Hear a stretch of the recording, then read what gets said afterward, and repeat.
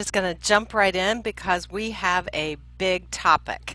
So we're going to talk through the basics about shelf listing, and I'm also going to tell you, we'll talk a little bit about why you should shelf list or what the advantage of it is, all of that kind of stuff. Because it is a little bit of a lost art form, so don't run away. Because hopefully you'll see kind of my viewpoint too and kind of understand like why we shelf list to begin with, and then also why you might want to consider it. Towards the end of today's session, I will give you some tips if you're doing copy cataloging, like, do you shelf list everything or just some things? So we'll kind of talk about why you might want to do this. So afterwards, and I know that you've already got slides, but I've put them all in a big folder. There's lots of resources. There's some actual exercises you can go through and do. So have fun with those and take a look, take a look at them. If you'll tell me just a tiny bit about yourself and maybe what your experience with MARC or cataloging is. You don't have to have any MARC experience really for today's workshop, but we'll talk a little bit, tiny bit about MARC. Any specific questions you would like for me to address. And then by the end of today's session, you should have a pretty good understanding about the relationships between the subject headings and the call number, and a basic understanding of class and sort of the structure of a call number. And then, most important, from a most practical standpoint, you should understand a little bit about specific situations related to call numbers that may impact the work that you do, or it certainly impacts your collection, especially if you're a large library or you collect multiples of things, like, you need 5 copies of the latest Harry Potter, that kind of thing. So we'll talk a little bit about all of those situations, and then I'm going to finally provide you with resources and tips for assigning call numbers. So that's sort of in your packet, in your folder for the end of today's session. So, my presentation got cut off a little bit. Let me see if I can fix that. The shelf list, really, when we talk about shelf listing, it is truly what those two words mean. Shelf and list. It is a list of everything that's on our shelf in our libraries. So a shelf list is a list of all items in a library by their call number in call number order. So at the most basic level, that is what it is. If you're looking at LC call numbers or Dewey call numbers, since they're arranged by call number in your library, then they're typically arranged by subject. Now there are some exceptions to this, and sometimes we do other things, and we'll talk a little bit about what those other things may be. But if you go out into any library and you're kind of wandering around the stacks looking, you'll notice, of course, how things are arranged, and they're arranged by call number, but if you really think about it, they're arranged by subject. You can also see this action if you're doing a browse call number search. So if you're doing a browse call number search, you're going to see that in action too. So shelf listing is the process of ensuring that each item is where it needs to go on the shelf. And this would be also how it appears in a call number browse. So in theory, this would be by subject, by author, by title, and by date, and then copy or volume number. So it would be really putting everything on the shelf exactly where it needs to go. It also means that each item on a shelf has a unique call number with no two call numbers exactly the same. We're going to talk a little bit about when you might have call numbers that are the same, but for the most part, call numbers should be unique on your shelves. And we read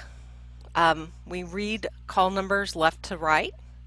The decimal is read as a decimal, and we shelf from left to right. So if you've not actually spent some time in a library doing some shelving, that was actually my very first job in a library, was shelving books. If you've not done that process before, just maybe take a few minutes and kind of do a browse call number search and kind of look at your call numbers and think about how they're organized, and just kind of take a look at how they're shelved. So one of the things that can happen in a library, and it's pretty easy for it to happen these days with as many resources as we get, is that we will get two call numbers that are the same. So if you're getting maybe vendor records, or maybe you're copy cataloging from OCLC, you may get a record that has a call number that is the same as what's already in your collection. And, if you just get sort of shelf ready material and it just comes in and you're not reviewing those records, you just get them, the book may even be shelf ready, just goes right on the shelf, then there's no checking of that.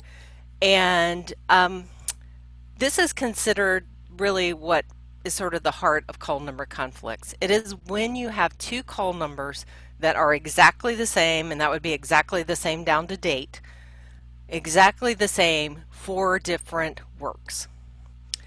And,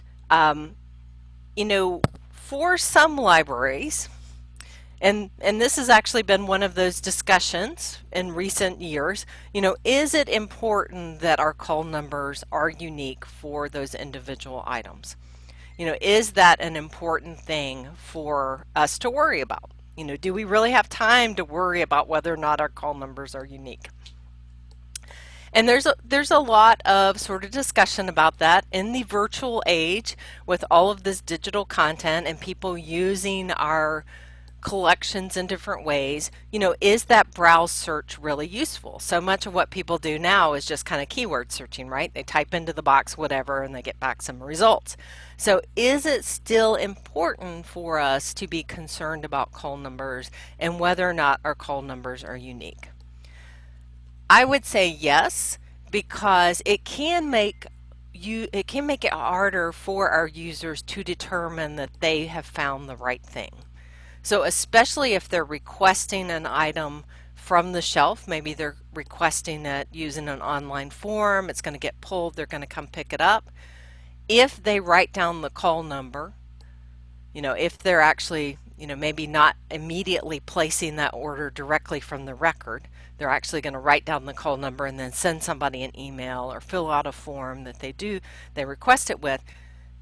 If they just send you the call number and you have two books that have exactly the same call number, you're not going to know which one to pull.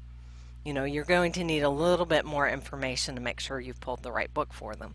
Or if they're actually in the stacks looking, especially as a user who does not maybe have as much experience working in libraries or looking at library materials, when faced with two call numbers that are the exact same thing, they may not be able to really see the difference between them, especially if the books are the same size and colors. They just may pick off one of them and think they've got the right book, especially if somebody has checked out that other book with the same call number. So it can make it harder for users to find what they're looking for, especially if there are multiple or different titles with the same call number. So that would be my argument in terms of why this is important. And like I said, we're going to talk about at the end of today's session, kind of more like how do you do this practically? If you don't have time to check every single call number that comes into your collection, how do you practically do this? So we're going to talk about that process. But I do think it is still valuable, not only in terms of our users, but also in terms of being able to really sense where our collection is. But I really think it's one of those things that can be very confusing to users. You think about if you have a Spanish language, a Spanish version of a book, and you have the English language of the book. If those two have the same call number and there's nothing to distinguish it, it would be very easy for the patron to pull the book that they were not necessarily looking for. So that's sort of why it's important. So call numbers are really constructed upon the classification system. And this is one of those things that we kind of know, but we don't always take a moment to think about. And classifying is really that act of assigning a call number. Classification is the result of assigning a call number that corresponds to specific rules. In terms of the rules we're talking about today, we're talking about LC, so Library of Congress classification. For LC, for nonfiction, we classify by subject, and for fiction, we classify by author and then title. Class is a hierarchical grouping of topics. And we call this a DEWI, which I think is such a great term, describing the universe of knowledge. So how do we, when we are cataloging, so when we're creating those records originally, we're assigning that call number, how do we organize that particular work in that universe of knowledge? So in the United States, our two biggest systems we use in terms of libraries are the Library of Congress classification system. So you see that sometimes as LC classification or LCC, or Dewey Decimal Classification, DDC or Dewey.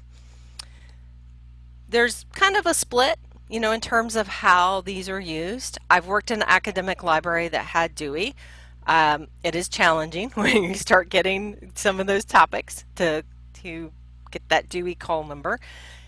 I've worked in a lot of academic libraries that have LC. I've worked in a lot of public or worked with a lot of public and K through 12 libraries that have Dewey. Sometimes they have their own system. So sometimes libraries arrange using their own call number scheme.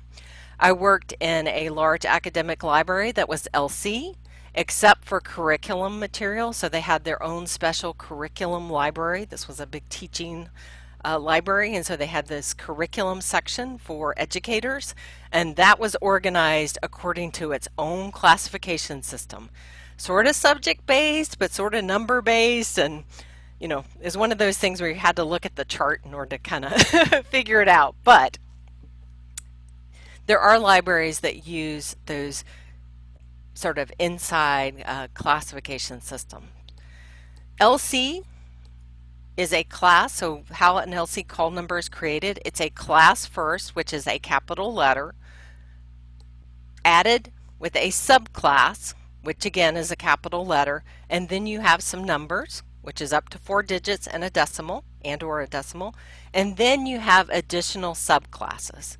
And we're going to talk about the subclasses, and you'll see examples as we go along. The subclasses may have their own cutter. Now a cutter, and we're going to actually talk a little bit more about cutters as we go along, but a cutter is really it is a little chart, and we'll look at the chart in a second. It is a little chart that converts letters into numbers. So it follows this little chart. This little chart was created by Charles Cutter back in the early, sort of at the early part of the 19th century. Yes, it's been around that long. And it was designed to help LC, because of course we're looking at LC classification, it was designed to help LC further define their call numbers so that things would sit on the shelf the way they wanted them to. Typically, when you're doing original cataloging, when you're creating these call numbers, you're going to first, based upon the subject headings and based upon the first or primary subject heading, you are going to first find out what your class should be for that subject. And that would be the class with the capital letter with a subclass, another capital letter. So typically 2 capital letters to start with, then some numbers, and then any additional subclasses that may be involved, which may all be part of that same number, or it may be subdivided with a little decimal and its own cutter. How you get that number is decided at the point the subject heading is created. So, you know, it's not something that most original catalogers even create. They don't typically create this first class part of it. That is really something that's assigned at the point that a subject heading is established by SACO, which is the national group that oversees subject heading creation. So for most of us who are not part of that national process, if we have a new, what we think would be a new subject heading, you know, like when virtual reality came out, somebody had to pitch that idea and say, we need virtual reality as a subject heading. You know, I have this book on virtual reality, or I have this movie on virtual reality. We need that subject heading. And so there's actually a process to submit those subject headings. And at the point that they are reviewed, there is a decision made in terms of where that subject needs to go in our universe of knowledge. So at that point, there's a decision then made, not only where does it go in this grand scheme, this LC classification, where does virtual reality fit in? Does it fit in under technologies? Does it fit in under science? Like, where does it go? So once that group figures that out, then they also make some determination about where that call number may be. Now, there are some subjects out there that sort of fit into multiple call numbers classes, and you usually get a hint that will tell you to also look at this other thing. Also look at this other number. Where most of us kind of come into this process, when you're doing original cataloging, you figure out what subjects you're going to have, what subjects fit for your work, and that's a whole process unto itself. You figure out the subjects, and then once you figure that part of it out, at that point you're going to figure out, based upon my primary subject, I have nonfiction. Fiction follows a different process, but for my nonfiction, it's going to be subject-based. I want it to be in the science shelf. I want it to be in the virtual reality section of my library. Then I'm going to look to figure out what should be sort of what I call my base call number. So that's going to be the class and the subclass, any numbers that is associated with that particular topic in LC. So I'm going to look in the chart, and there's various ways you can see the charts, but I'm going to look in the chart, figure out what that is, and then at that point, as an original cataloger, I would then figure out what the cutter would be, because the cutter is dependent upon other things besides just the subject.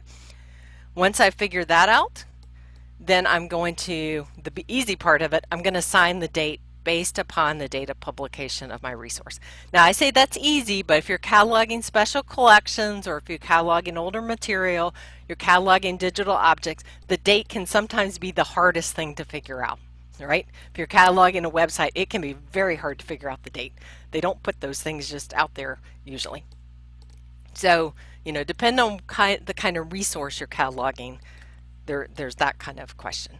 So for nonfiction, the cutter is typically based upon what's called main entry, and this would be the 1XX fields. So it would be, for example, if you have an author, it would be the 100 field in a MARC record. And we're going to look at examples of this. We're just kind of going through terminology right now.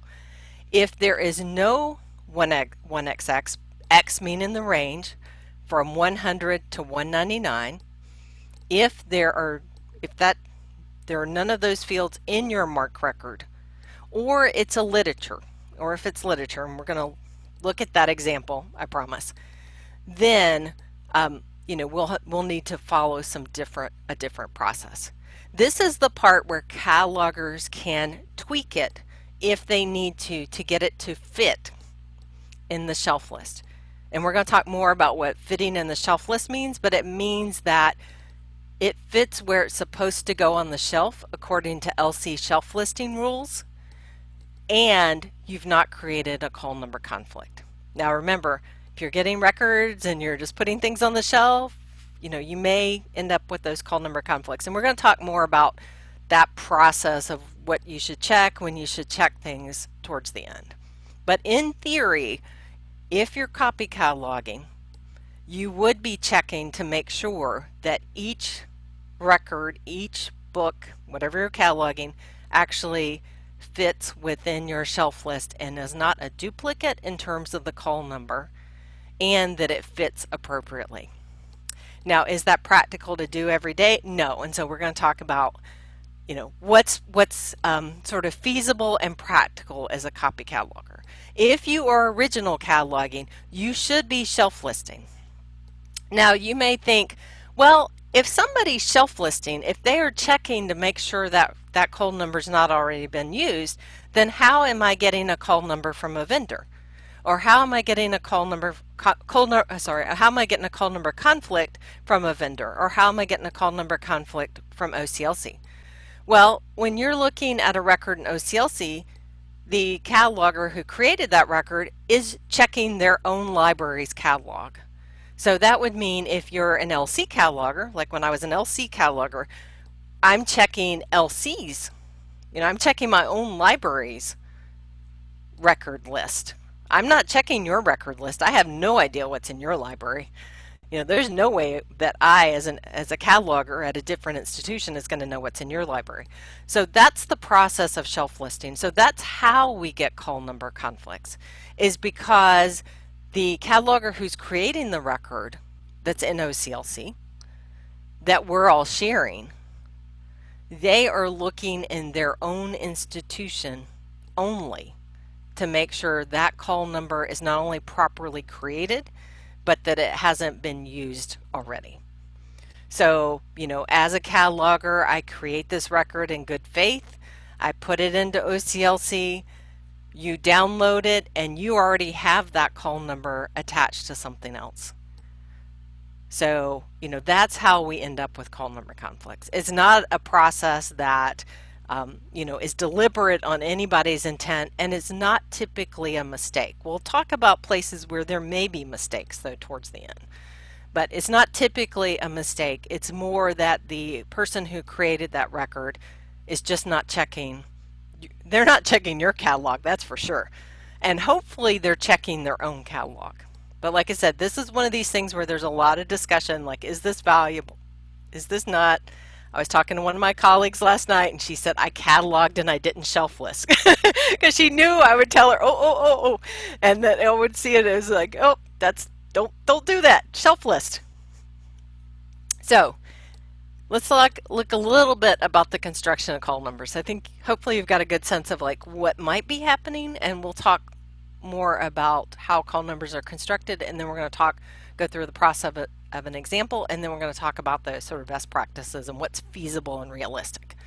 So LCC, Library of Congress classification, each class was developed separately. So when you go out and you look at these files, you can look at them freely as a PDF. So the Library of Congress classification is available free as PDF files. If you are wanting to actually use this for original cataloging purposes, or if you really need to look something up, then you're going to want to not look at the outline, because the outline, you can see here, A outline is 86 kilobytes, whereas the A text is 385 kilobytes. The outline is just that. It's an outline. Now, because there's PDFs, this isn't a website. I mean, this is a website with the PDFs on it, but there is no connection between the A outline and the A text. So if you needed to classify something, or you needed to, based upon your call number, or based upon your subject heading, sorry, it told you to go to the A class, like, oh, my subject heading is going to be in the A class, or I need to look up my subject heading, then you're going to do a little bit more work as an original cataloger to be able to find what you're looking for. Because you can't just search across all of these and say, okay, I have virtual reality, let me just search across all of these classes and I'll find virtual reality. It doesn't work that way. So you kind of have to know what you're looking for ahead of time.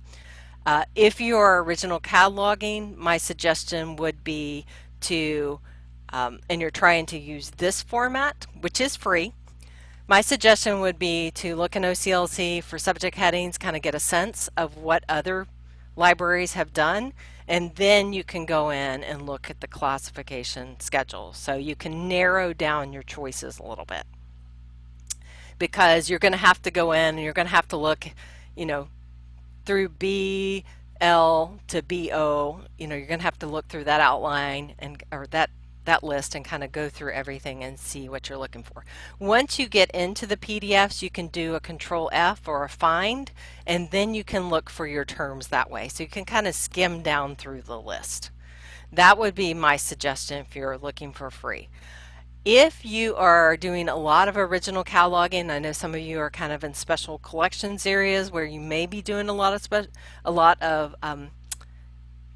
of unique cataloging, so a lot of original cataloging, or you're working with a lot of local materials, or maybe you're getting a lot of international materials and you're not finding records in OCLC. You've got a big gift collection, then I would suggest maybe looking to see if you can purchase the classification web project.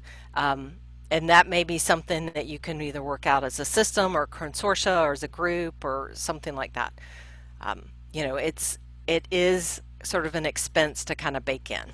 I don't get any money for saying that. I'm just telling you this as being a cataloger for years, that the PDF class schedule, while free, is much more challenging to use if you're doing a lot of original cataloging. If you just want to look up a call number and kind of take a look at how it works with the subjects, or maybe you just do an occasional original cataloging, you can make the PDF class work. So each class is developed separately. There's no relationship between classes. None. It's based on an alphanumeric notation. So that's that letter and number thing. The letters I, O, W, and X and Y are not currently being used. I and O will probably be the last to be used because, of course, what do they look like? 1 and 0, right? So in LC classification, you will occasionally see zeros at the end of a call number. You really don't see them at the beginning of a call number, and you don't see them, you don't see like zeros and ones used a lot at sort of in cutters. And we'll talk more about how that process works, but there's some limitations in terms of how I's, O's, zeros, and ones are represented in LC classification. Of course, if you need to cutter by O, so you know you have Orion maybe as an author and you need to cutter by that you would use O, but there's some sort of trying to sort of separate the I and O and 1 and 0 just because they can be so, they look the same in systems. I, O, W, X, and Y are considered to be future expansion for classifying knowledge yet to be discovered.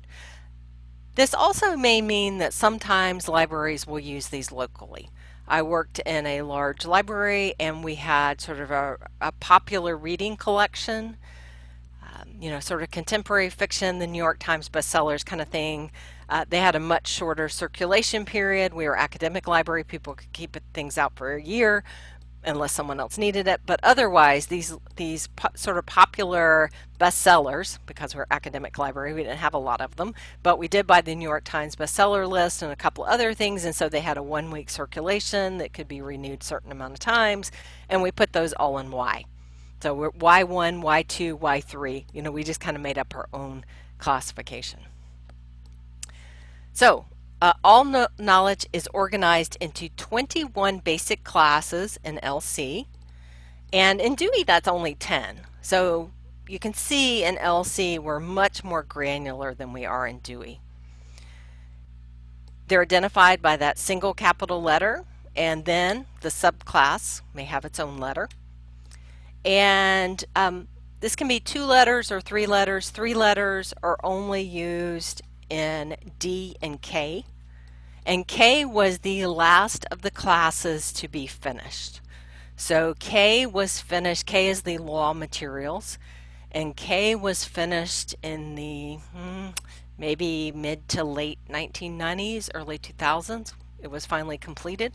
So if you are a large library, maybe a large academic library, and you collect legal materials, or even if you're a small academic library, as I've worked in, if you collect any kind of legal materials that are in that K class, so their call numbers start with K, then those may be, that might be one area to look at as a project at some point.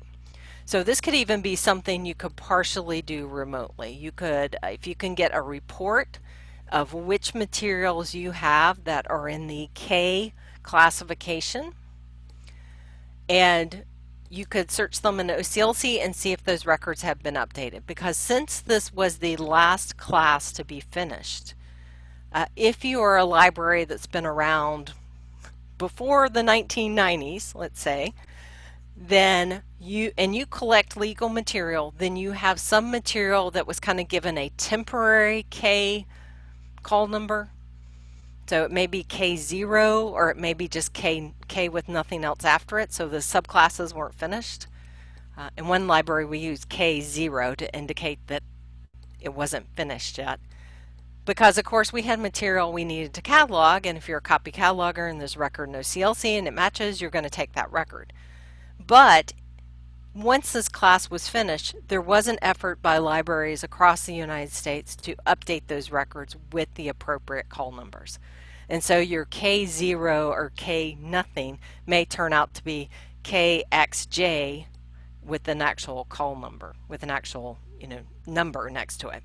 So that might be one project you could kind of work on, is to, if you have K materials and you have older K materials, so maybe you have history of law, you have some other things like that, your library has been around since before the 1990s, then you could run a report or even just do a search in your catalog to see what materials you have that are just K with no other letters next to them. And then that could be something you could search in OCLC, see if those records need to be upgraded. Now, at some point, once you figure out what needs to be fixed, of course, you'll need to figure out the labeling part of it and that kind of thing.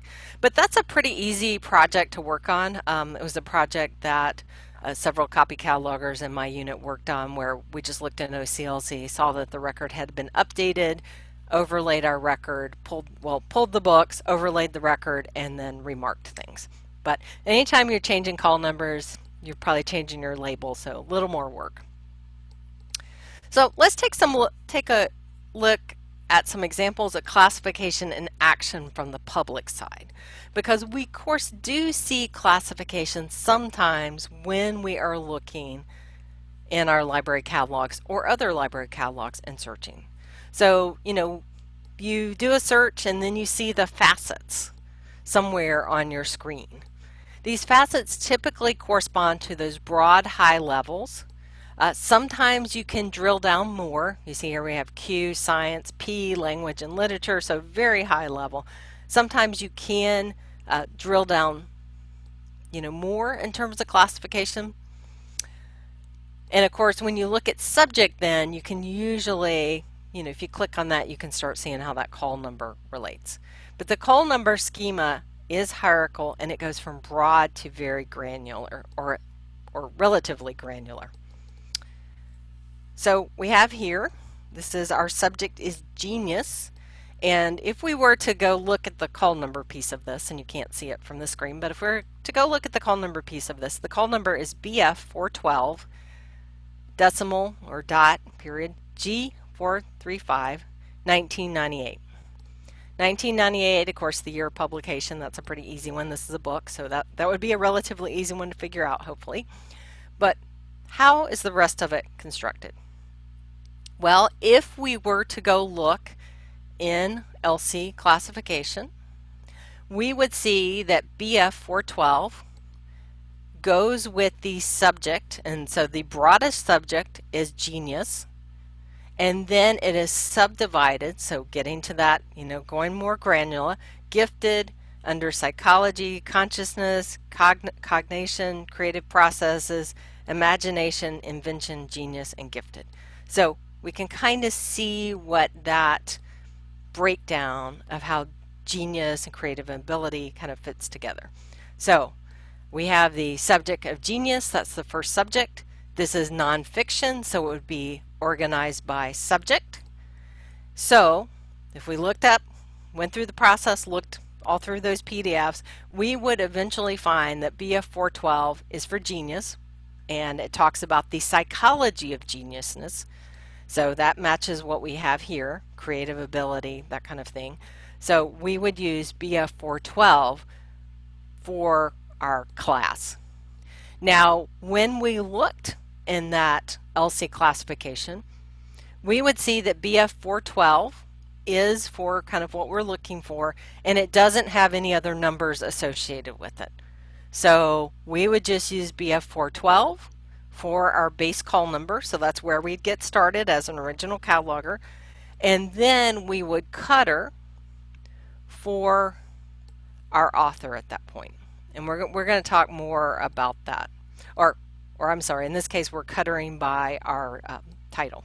And we'll talk more about when to cutter for one or the other. The first subject heading is the most relevant to the work.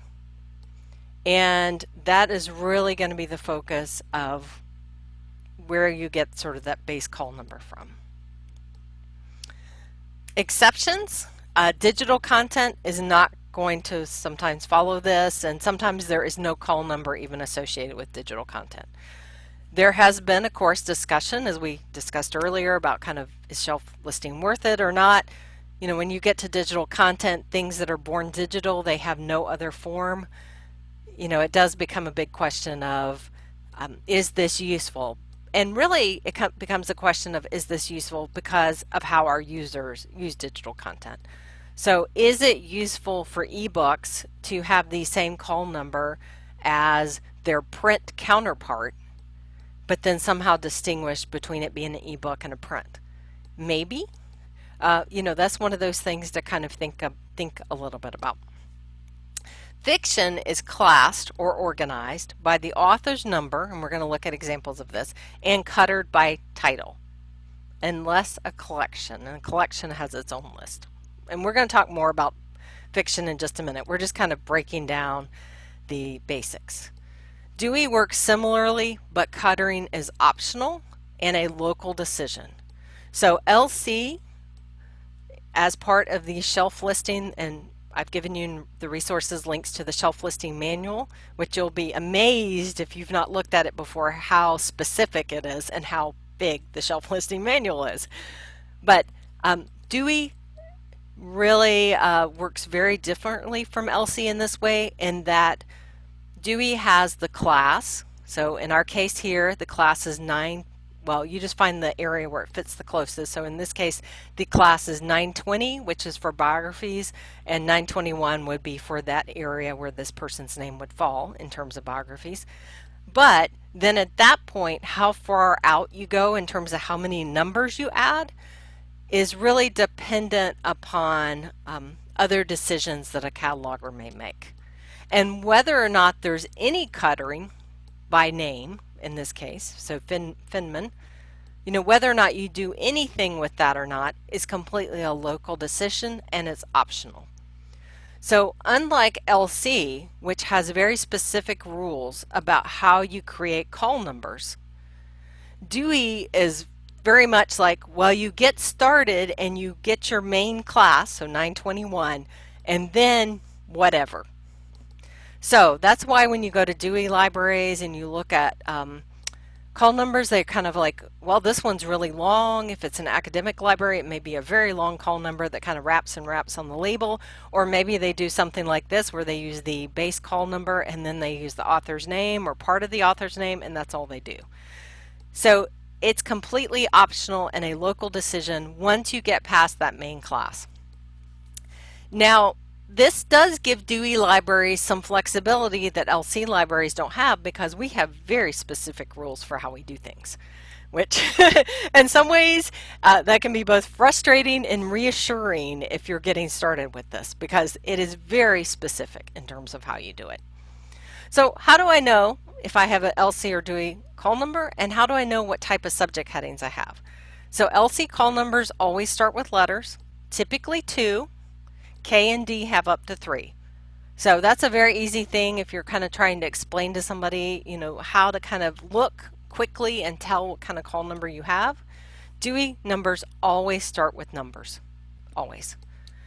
If you're looking at a MARC record, the MARC indicators and subfields for the 6XX field, so that's the 600 range of headings, for subject headings, for various kinds of subject headings, you will be able to tell from looking at your MARC record what kind of subject headings you have.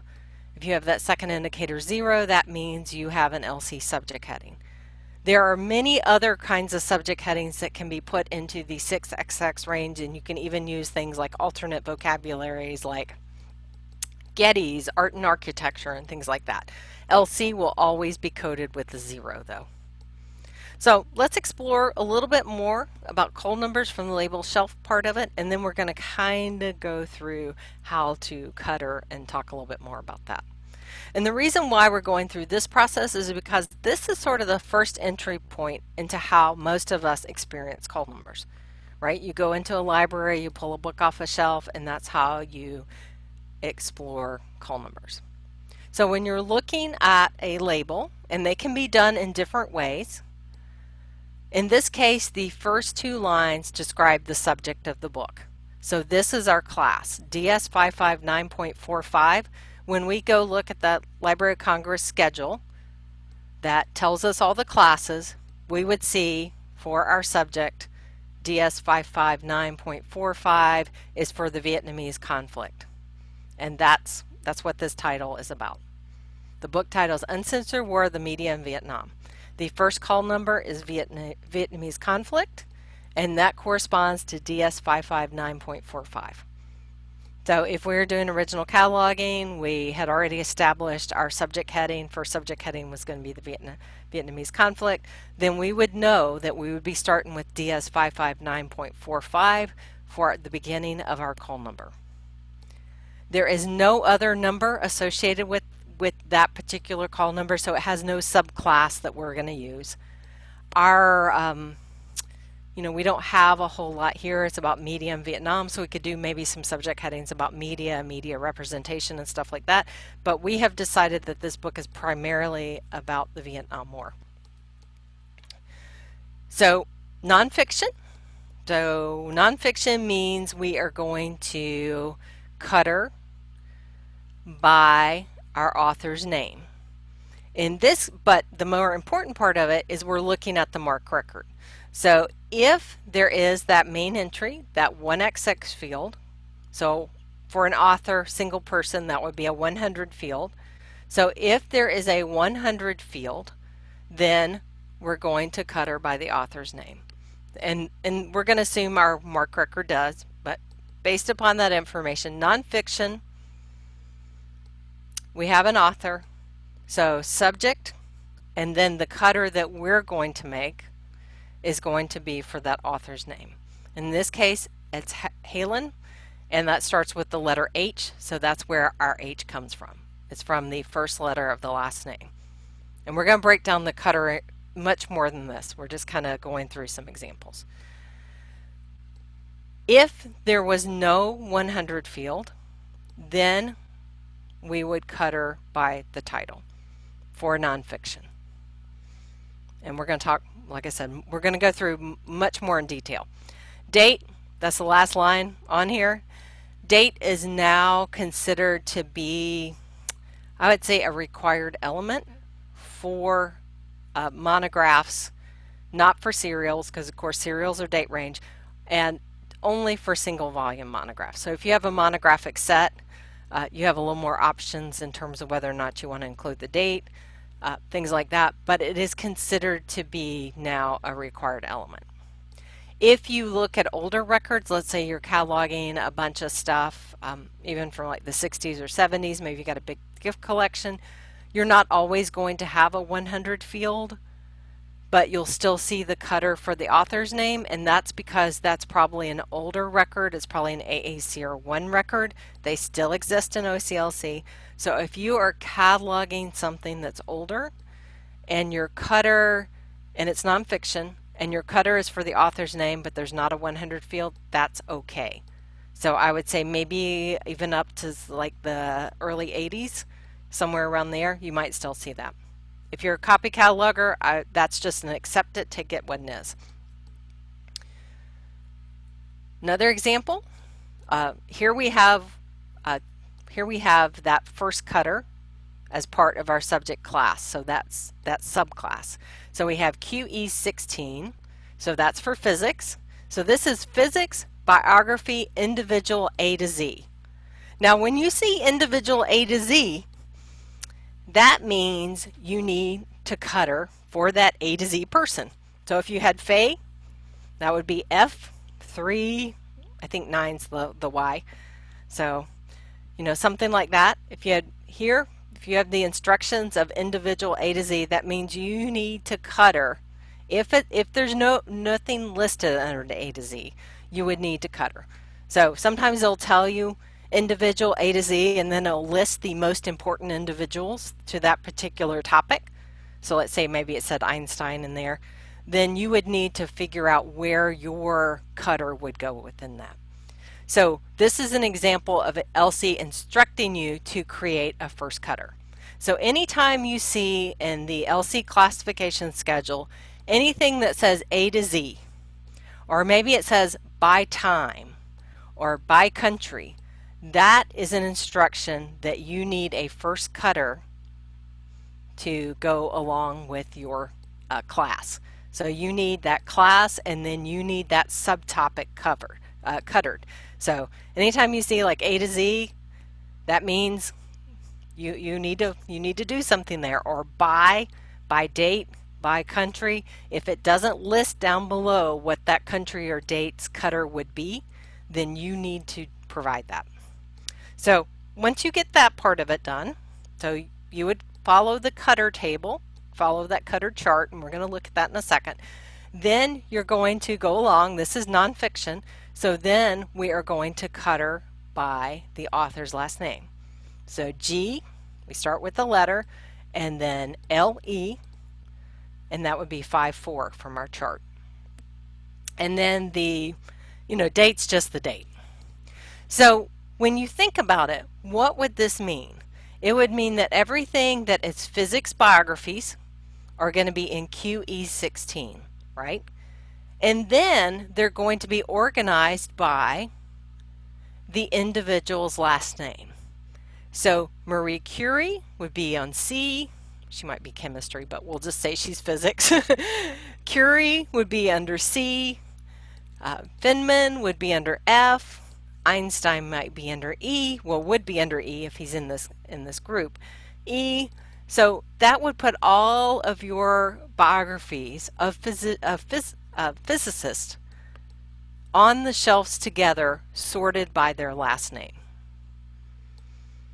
So that's kind of how that would work. So what subject will we start our call number search with? Question for you all. You didn't know I was going to ask you questions. Anybody want to give a crack at this in the chat box? All right, we'll just move on. Oh, there we go.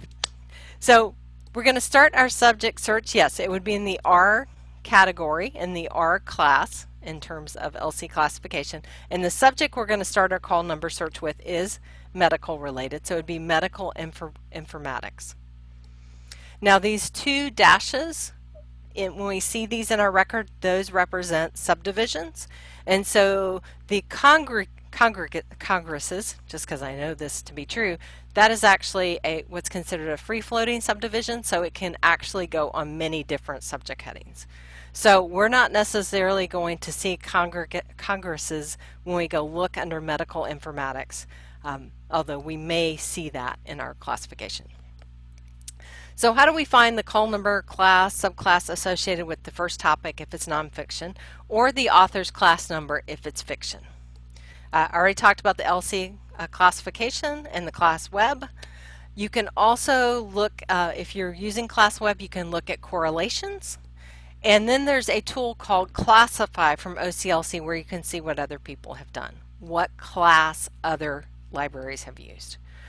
For artists and authors, look up their authority record, and we'll look at an example of this in a second to see if they have a number assigned. If they do, you can use that most typically. So here's an example of Michelangelo, the famous Michelangelo. So visual arts, history, special regions, we know that he's an Italian artist, so we could kind of skip through to figure that part of it out. There's other ways you can get to this information. This is what class web looks like.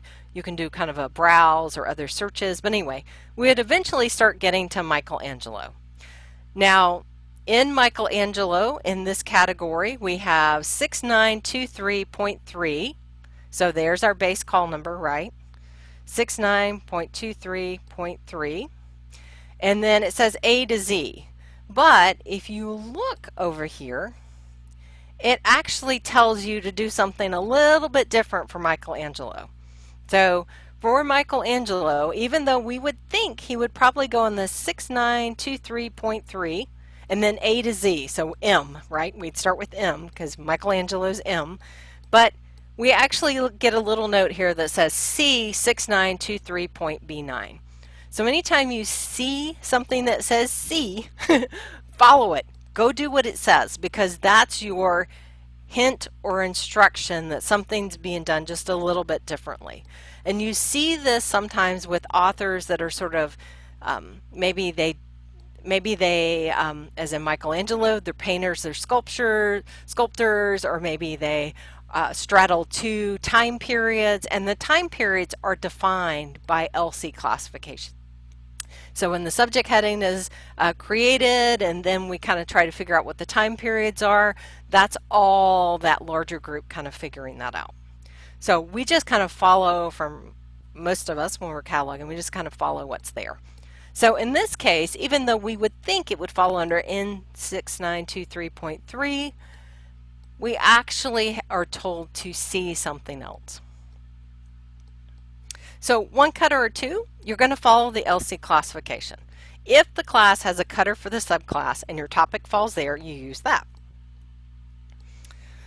In a MARC record, so a call number not assigned by LC, so that's everybody else, would use the 050 second indicator 4.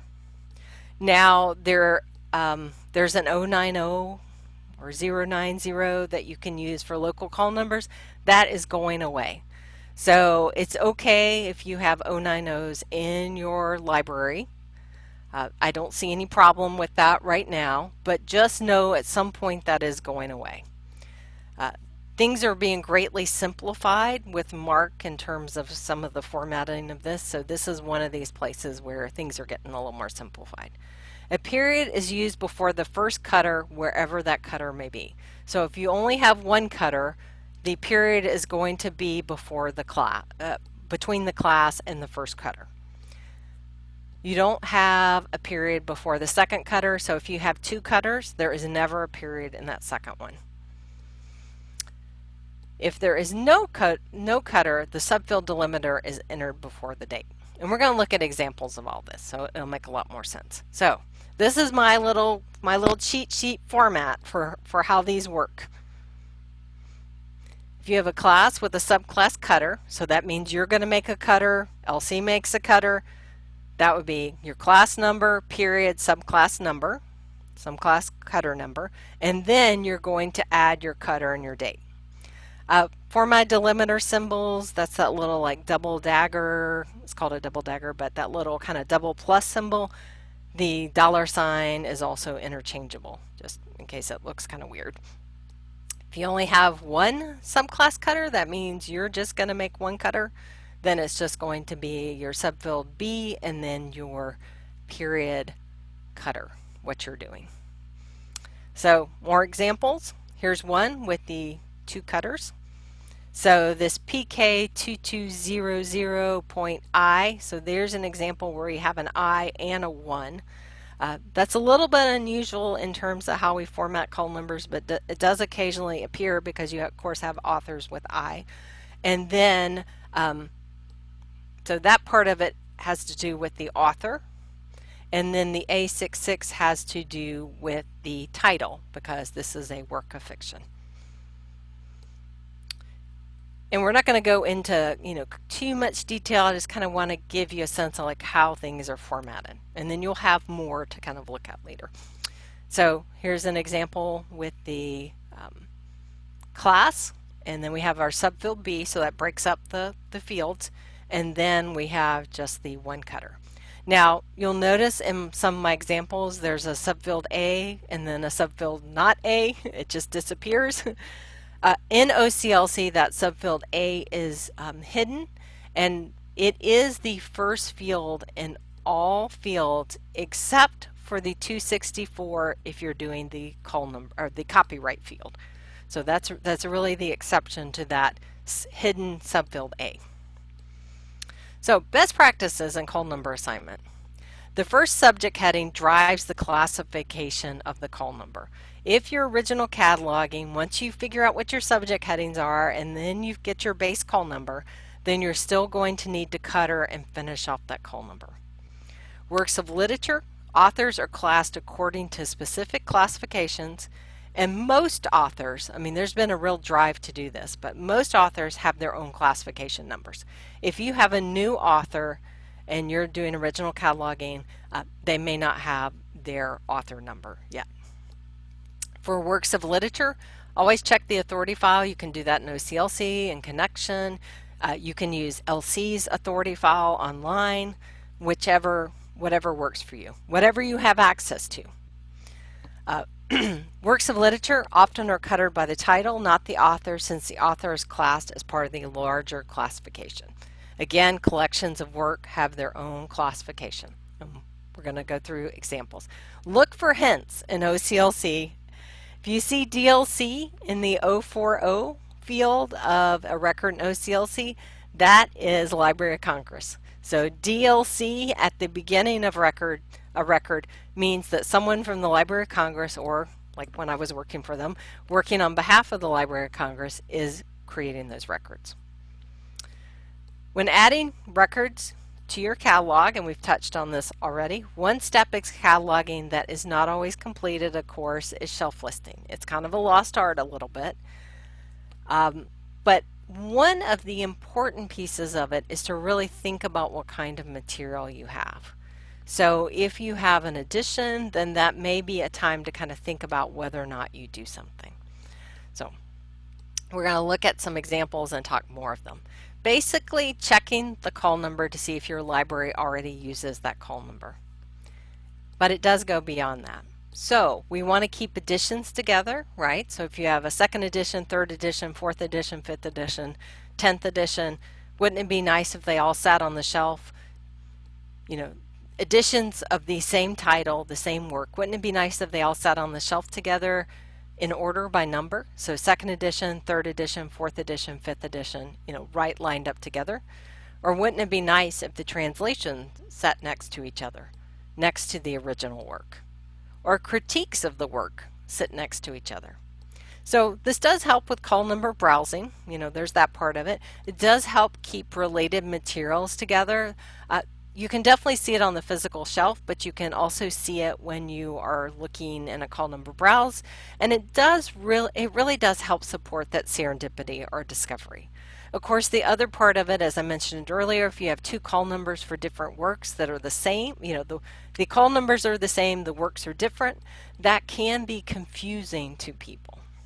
So let's talk about how we co-locate or bring things together. And then we're going to kind of go through some more examples. So here's an example of two works, and they're both the same work, High Priest by Timothy Leary. So it's the exact same work, right?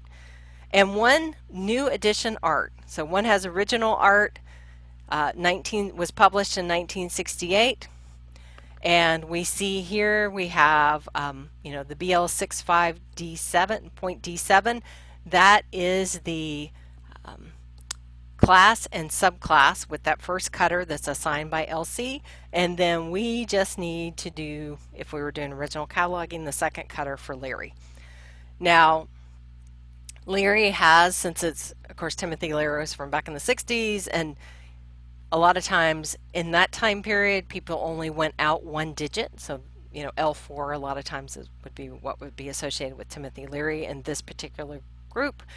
But it is something if you need to extend out more, and we're going to look at an example shortly. I know I keep saying we're going to look at examples, but we are, that as we extend out further, that can be another way to kind of break conflicts.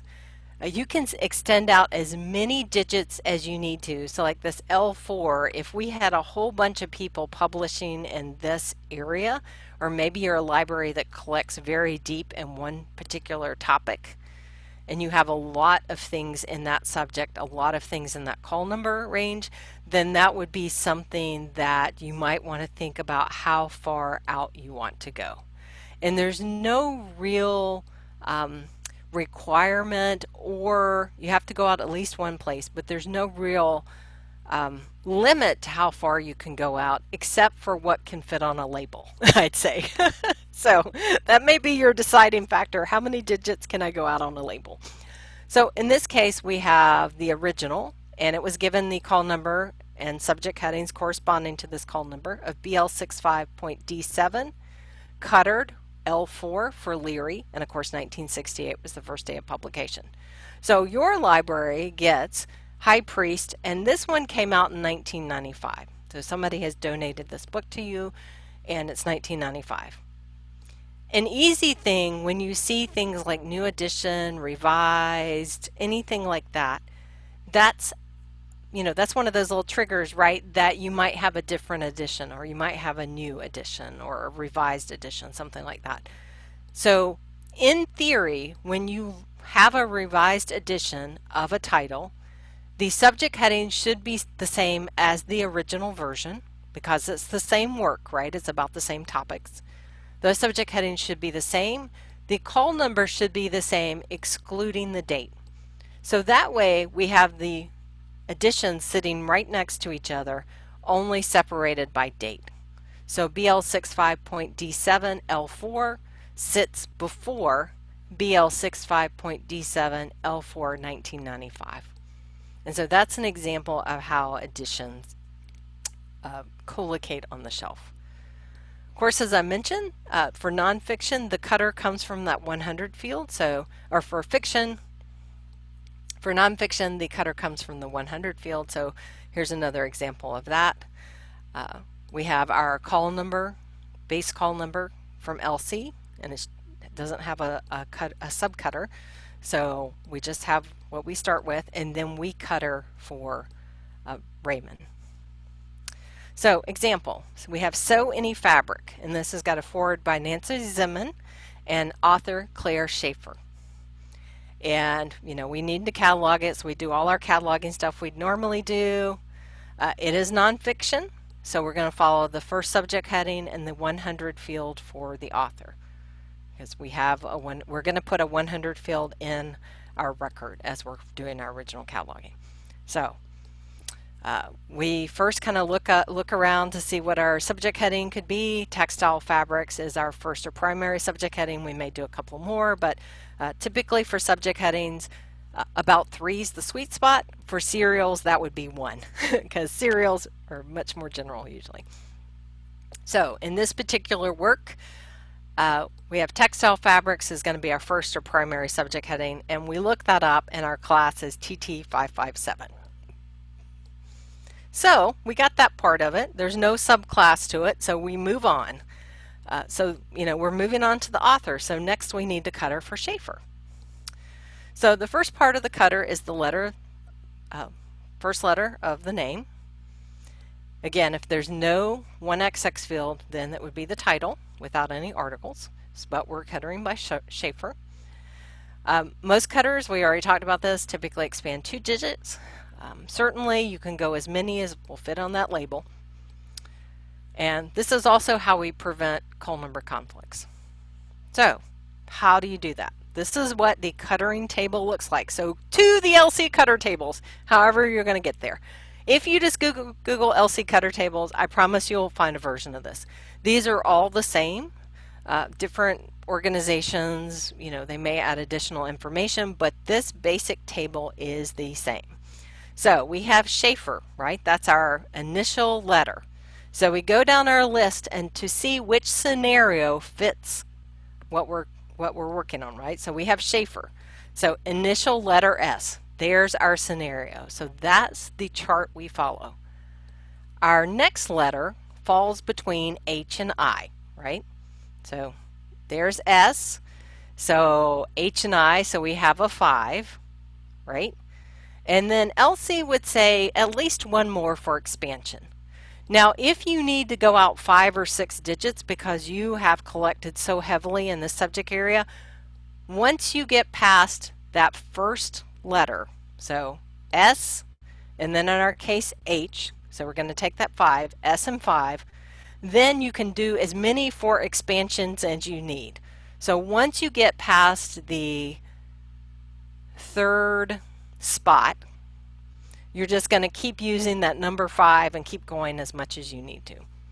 So we have S, that's our initial letter, H, that's a 5, and then we're going to take 1 more down there for expansion. So we have TT557, that's from our documentation from LC, so we know that's what we have for our base call number. We have S because it's nonfiction and we have a 100 field for Schaefer, so we're going to take that S.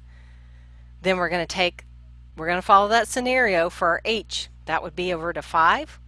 And then for our A, we're going to take one more for expansion. So we would have at least TT 553 and then S53. That would get, or TT 557 and then S53. And then we could expand it more if we needed to. Now here's where you can tweak your call number if you need to.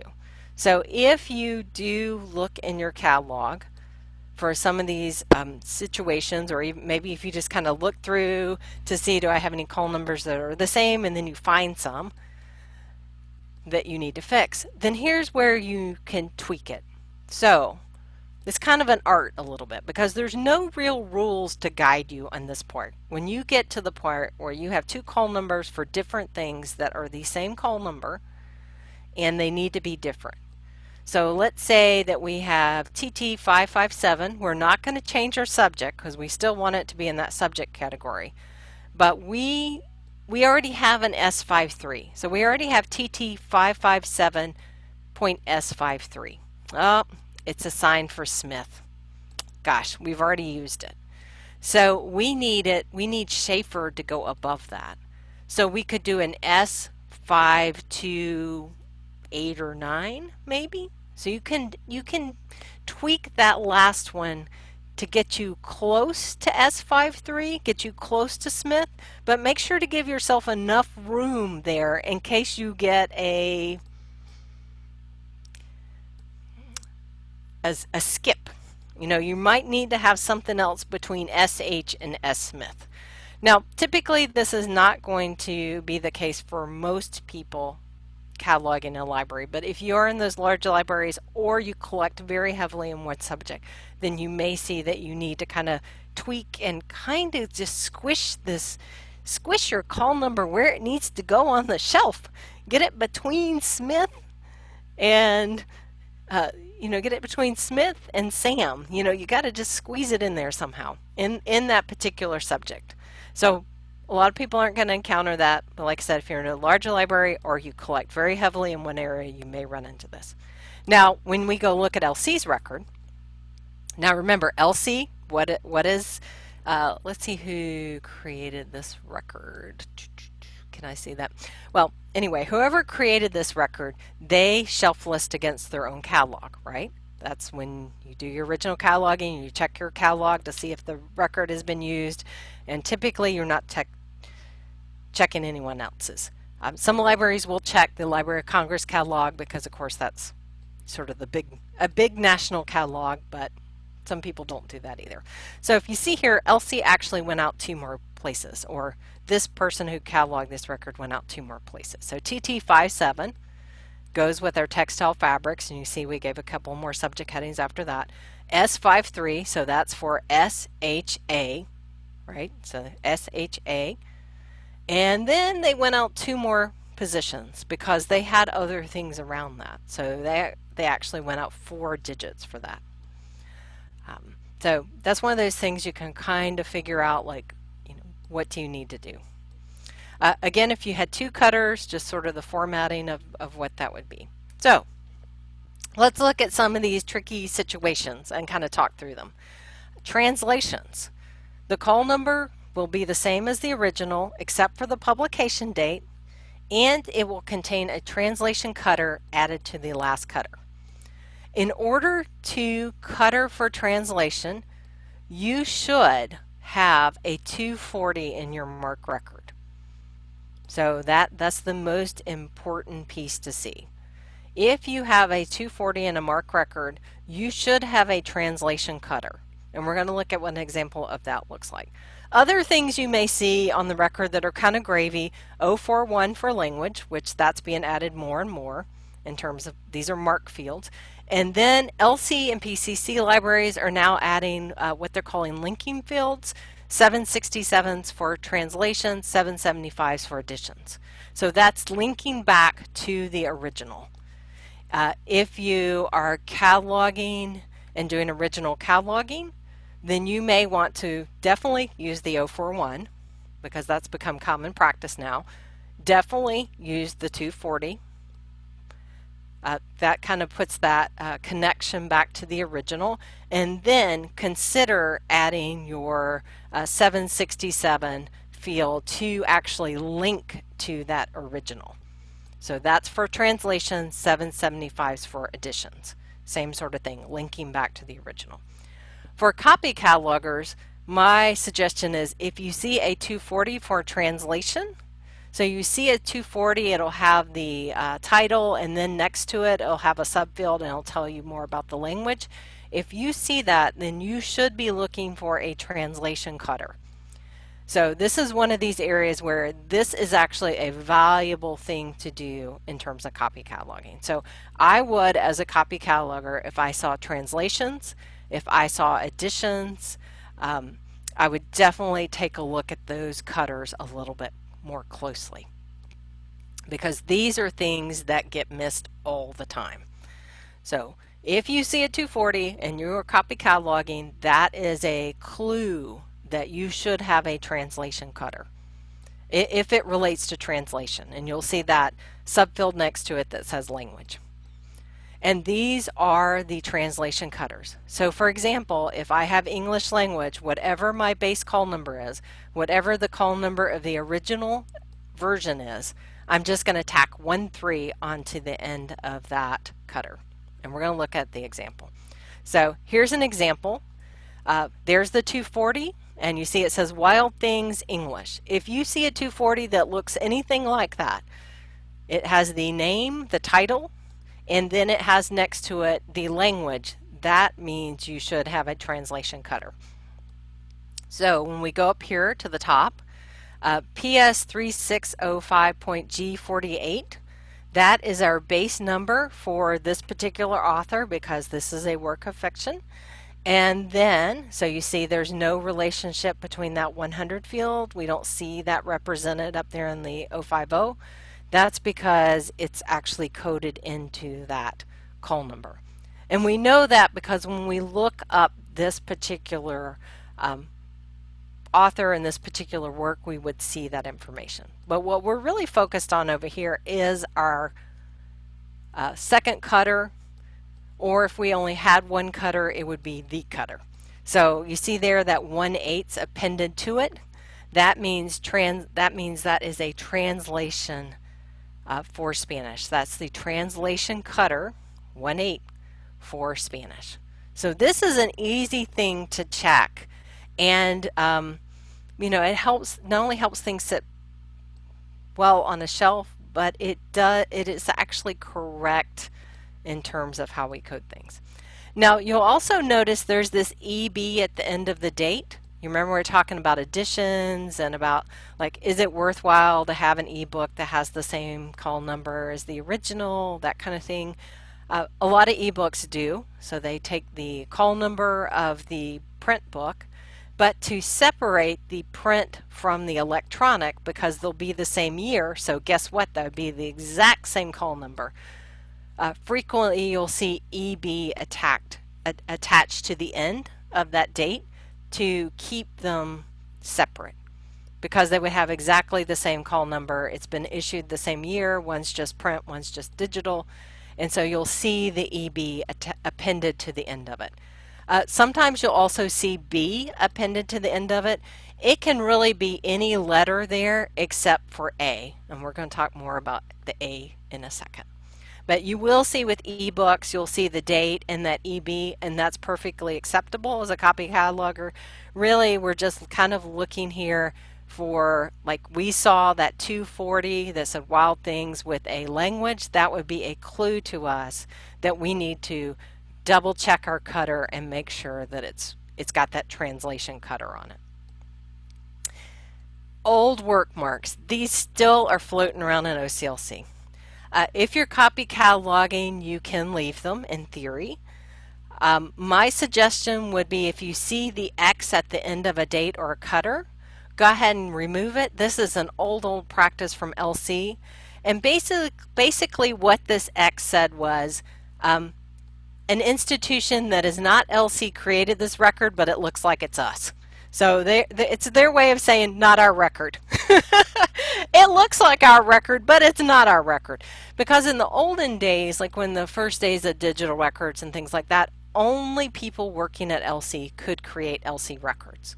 In recent year, LC contracts with a lot of different people. There's a lot of different programs to create records. Everybody who catalogs on behalf of LC goes through very stringent training. We don't add the X anymore. But in the olden days, it was very important for LC to say, this looks like our record, but we didn't actually do it. It's not ours. So they'd put a little X on there somewhere, either on the date or on the, most likely on the cutter, to say it's not theirs. Now you'll notice here there's that B, and remember we were talking about ebooks versus print. This means that there is another version of Where the Wild Things Are, another version of this movie that came out in 2010. So there's some difference between them. It's not actually a second copy, so it's not the exact same movie of Where the Wild Things Are. There's some difference, but it came out in the same year. So because of that, they're going to go ahead and give it that B. And it could even be the difference between the print and the digital, and they're going to give it the B. So cuttering tips. For nonfiction, that's typically going to follow the main entry, the 1XX field, if there is one. If not, it goes by title.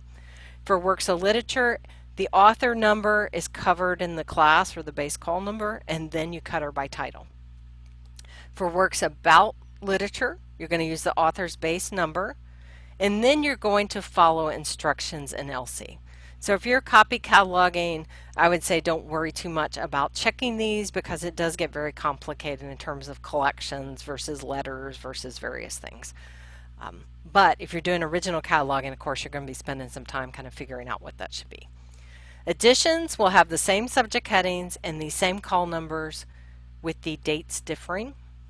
If you have two editions in the same year, then you're going to use B, C, D, whatever you need to use to keep those separate. Translations, where I looked at the example, use a translation number if the MARC record has a 240, where I looked at where that is, and then we're going to look at reprints in just a second. But these take the call number of the original with an A. So remember I said don't use A if you have two editions in the same year. That's because A is reserved for reprints. So let's look at some numbers and kind of break them down a little bit. Let's look at some literature. So here we have PS 3543.I26, and then we have our cutter. So this is Hollywood by Gore Vidal. If we go look in the LC Authority file, which we'll do in just a second, for Gore Vidal, we will see the number associated with him is PS 3543.I26. So as an original cataloger, as a copy cataloger, really all I need to do is see that, like, yep, that's his number, that's what I'm going to use. I don't really need to worry too much about where his number, how his number came about, but we're going to talk a little bit about where his number came about, because it's kind of interesting to think about. So PS, so that PS 3543.I26, PS is for American literature. So it does not matter where a person was born. It matters in what country they are writing their language, or writing their works.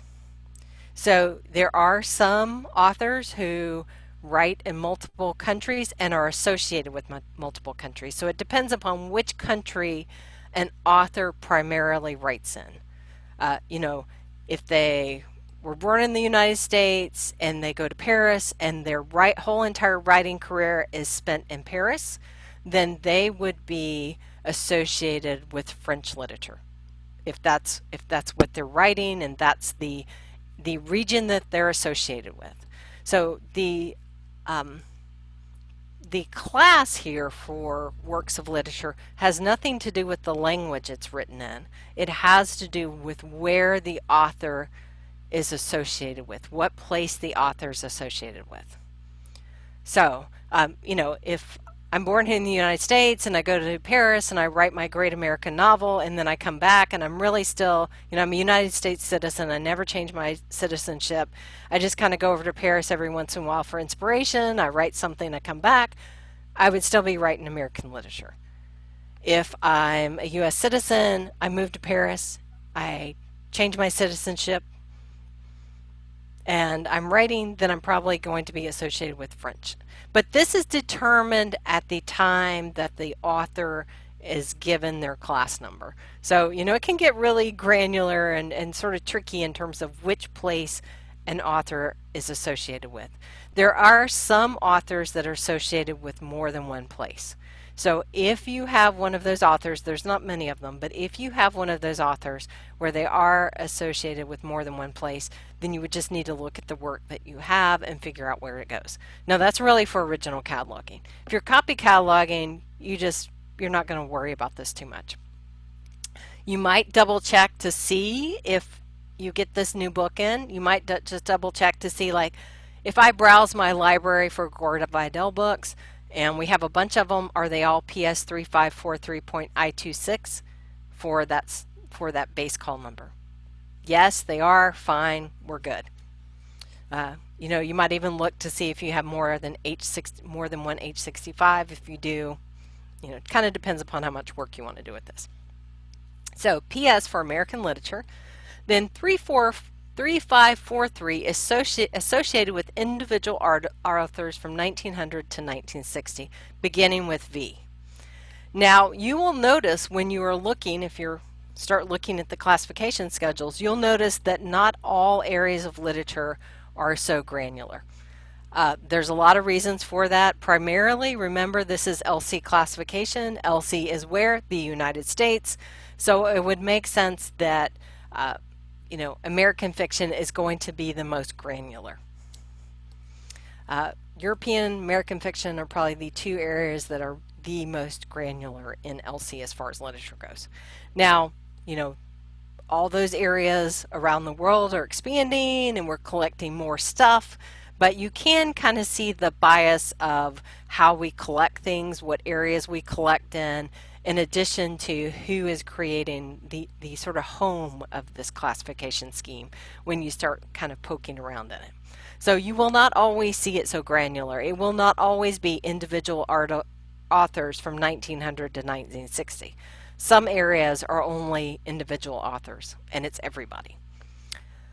Then, so we're individual authors from 1900 to 1960, beginning with V. Well, that would be Gore Vidal, right? He was born in 1925. He wrote during that time, beginning to write during that time period, so yes.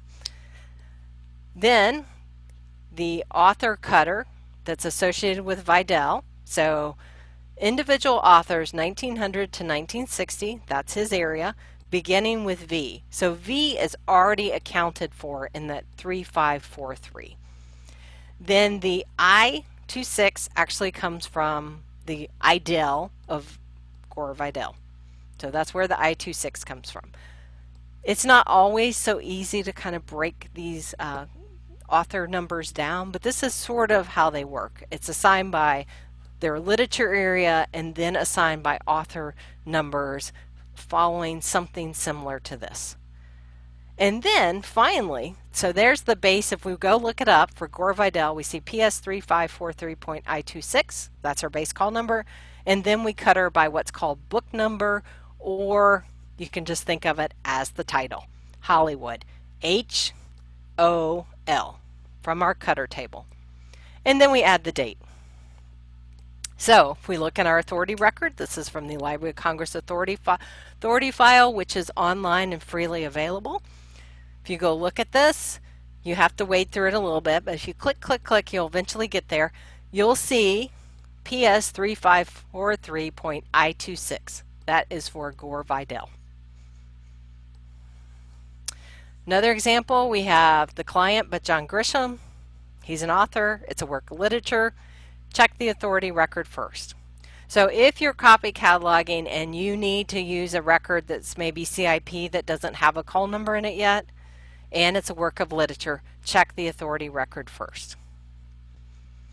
If you are cataloging and you need to use a CIP record and you have permission to fix it in OCLC, once you figure out what the call number is, please go ahead and fix it because you'll be doing a good service for everybody. So, Grisham, we go look him up. we're looking in the OCLC version of the authority file here. We go look him up. His number is PS3557.R5355. PS557 is for American literature. That would be the time period after Gore Vidal. And then for the R5355, that is the RISH of Grisham. The G is under that 3557 part of it. So we know what our what LC is telling us. If we go look, we go look right there, we see PS 3557.R5355, and we just kind of broke it down. You could see how the Gore Vidal works. Grisham works the same for the later time period, and of course putting the G in there in the 3557 part of it. So we have our class with our cutter. We then assign the second cutter by title. Client, CLI. Now, if he writes a whole bunch of CLI books, it could be the clinic. I don't know what else he could write.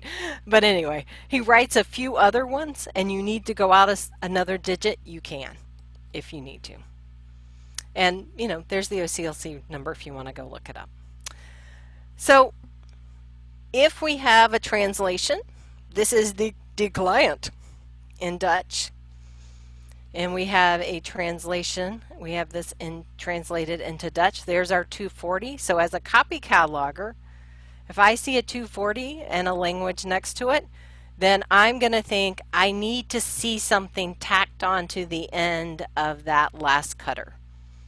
So, we have our author class there. Then when I look over here at the C57, I see 129, which is for Dutch. So in terms of additions, we've talked a little bit about that.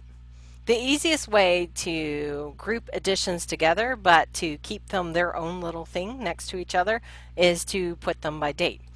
So when I was talking earlier about second edition, third edition, fourth edition, it could be 1999, 2000, 2001, 2002, on and on and on.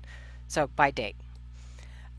Additions apply primarily to monographic books. So if you have serials and it's a 1999, 2000, 2001, you're going to handle that differently because all those serial titles probably go under one serial record.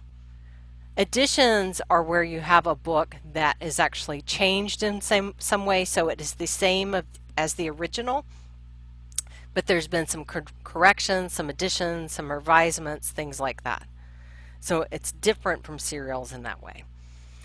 If you have two things that come out in the same date, as we've already seen, use a letter to distinguish the editions, and you just tack this on to the end of the date. For ebooks, EB is fine. You see that kind of out on OCLC, so if you see that on your ebooks, you're okay. Or you can, tack on B, C, whatever. Not going to use A. Here's an example of a large print edition. There's a lot of large print aspects to it, and it can be coded in different ways for large print. But the couple of things to notice here is really that the date would be different from the original.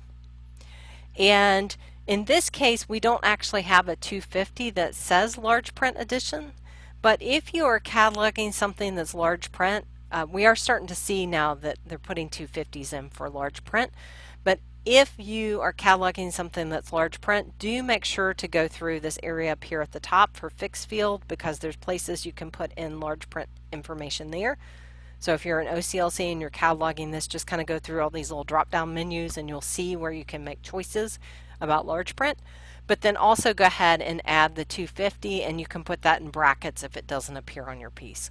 So if you have a book that says large print, but it doesn't actually, the words large print edition do not appear on your book, but you know that it's large print from looking at it. I mean, this is Random House large print, and there's maybe some other information in here about it being large print, then we could even put that in brackets in a 250 for the edition statement. But there would be nothing, as long as they're as long as this is issued in a different year, it's just going to have the same call number as the original edition. So no dates, two dates. Practice is to use dates in call numbers. Exceptions are really serials, and we'll talk a little bit about serials as we go along. Analytics, sometimes special collections. I mentioned older works. Another thing older works sometimes do not have is dates. And then there are also some classes, and we're going to look at elections and Olympics because both of those are coming up. Some classes are also subarranged by year or event. And LC classification will direct you. So if you're doing original catalog, you're going to follow what it tells you to do. For those of you doing copy cataloging, I'm just going to show you some examples. So if you see them, you don't need to worry about them. You can just think, wow, there's one of those examples. And if you come across one of these examples, feel free to email me and send them to me because I'm always looking for good examples. So photocopies and reprints are kind of a unique category of things. You may have a lot of these in your library or you may have none. Kind of depends upon what kind of stuff you collect. They use the same call number as the original because it is the same thing as the original, right? You've just made a photocopy or somebody's made a photocopy or reprint. You add the A at the end of the date to indicate reproduction. So for example, we have an original PS 3546.I33. It was 1982 was the date of the original. We sent it off and it got microfilmed and they made a photocopy of it. And then our photocopy that came back to us, we're going to just add the date to it. Now this is a little bit different in RDA. So things have changed, I would say greatly, with reproductions. So up in the fixed field, which is that coded field up at the top of our record that you can't really see in this little screenshot, you would see an R for reproduction, and then you would see two dates up there, one for the original publication, one for the reprint. So that's something as a copy cataloger, if you see an A in the call number, then I would just do a little skim up to the fixed field area and look for that R and the two dates. Because that should be there.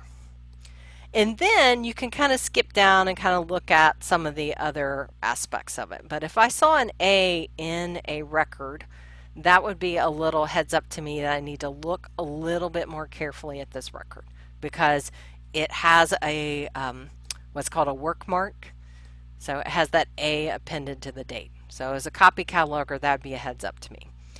If conversely it did not have an A and I see this 533 that says photocopy, then that's a heads up to me that I have a reprint or a reproduction and maybe there's something not right about this record because they put that 533 note in there about being a photocopy, but there's no A up there in my cutter, and maybe I need to look more carefully at my fixed field and make sure it's right because these get done incorrectly all the time. So, you know, if you're a cataloger and you see on your item reproduced by UMI Books on Demand or UMI Reproductions or anything about the word reproduction on your book, that is a key that you need to look a little more closely at that. It may be fine. You may find your record is just perfectly okay and it's all copacetic and you're just going to move along, and that's fine. But it is something that is often missed, not only in terms of adding the A, but in terms of how things are actually coded. The fixed field stuff with the R and the dates gets missed all the time, but the cutter for the A gets missed all the time. Or sometimes people put the A on the cutter when they mean a different edition, and that's not what it means. It actually is defined in the shelf listing manual meaning reproductions. So it may need you, if you had two things that were 1872 and they just added an A because it was just really a second edition, it wasn't a photocopy, just a second edition, then you would just change that to a B and move on. So it just means you need to look, as a copy cataloger, look a little more closely. Now this is an older RDA record, so it has the 260 field. 260 fields are fine for it to continue to be there. It could be a 264 field, that's fine. for reproductions, and this is more cataloging than cuttering, but for reproductions, it is going to have for the date of publication, it's going to have the original date. And that's a change from how we used to do it. But for reproductions, that is how we do it now. So the only place you'll see the date when it was reproduced, this 2001, is up in that fixed field part of the MARC record up at the top where the two dates are. And then you'll probably see it in a note someplace. I would also be, this was not my record, but I would be inclined to add a 500 note to the patron to explain that this is photocopied in 2001, because the 533 note isn't always going to show up in some ILSs, and that can be confusing to people that they see the date of publication as 1872, and yet I have something that was created in 2001. The reason why the date of publication is the original is because this is a reproduction or a reprint of that original. So that original date of publication was 1872. So some more strange and unusual things. Sometimes. Some of you may have lots of these. You have event-oriented stuff. So there are event-oriented classes in LC. These are assigned or defined at the LC class level. So this is not something that you just decide you're going to do, like I'm just going to add dates in the middle of my class because of this whatever. You're going to follow what LC does. So if you go look up Hurricane Maria, you will see that it's H5636 2017 and then P9, because it is an event. It's associated with Puerto Rico, and that is and it's associated with a particular date. So you will see dates as part of the class for some event-oriented things. So if you are copy cataloging and you see something that's an event, and frequently you'll actually see the date as part of the subject heading, but sometimes you won't. But if you actually see something that's an event-oriented thing and you see a date in it, you're copy cataloging, it's fine. You can just say, yay, and move on. Now, if you want to check that cutter and see if you already have something that's Hurricane Maria related that is V65 and make sure you don't have a call number conflict, that's fine. If you see first edition, that means there's none previous. You know, that's the first. So you don't need to worry about checking to see if you have other editions of that. If you get Voices of Puerto Rico and it says second edition, then at that point you may want to go see, do I have the first edition? And if so, I'm going to make sure the subject headings are the same. You can take the subject headings from the original, replace it from the new version, and then you can make sure your call numbers are in sync as they should be. Whoop. So another example of that is events. And of course we have a big one coming up. We have elections. So events, typically shelf list with a date within the call number, but you're only going to do that if instructed to do so in LC. Class numbers for U.S. presidential elections include the date of the election almost always, and then they are further subarranged or subdivided by what would be the main entry. So for example, we have something about the presidential election in 2000. The main entry was Dover, so that'd be that 100 field was Dover. So that's where we get that information. You will see in elections, sometimes you will not see any additional information. It will just be like, you know, JK 526 2000 and the date. They won't even cutter. So if there's no 100 field, you know, that's where you then kind of make that decision. But if you're copy cataloging and you see anything that looks like this, fine, accept it, no problem. Olympics. Here's another place where you're going to see that dates. And of course, we got Olympics coming up at some point. Again, you're going to follow what LC says. If you're copy cataloging and you see something related to the Olympics, it should have the year of the Olympics right there as part of your call number. So it's a little bit confusing because we have here GV 722 1952. There's our W4 by our main entry because this is nonfiction, and then we have another date, two dates. So this can be very confusing. So I would say if you have someone who's like, maybe you have a student worker helping you search or somebody helping you with your records, really give them a heads up on the Olympics and the elections if you are collecting any of those materials, because this can often look like a mistake to someone who doesn't understand. They'll just say like, oh my gosh, there's a 1952 there. This book was published in 1981. That can't be.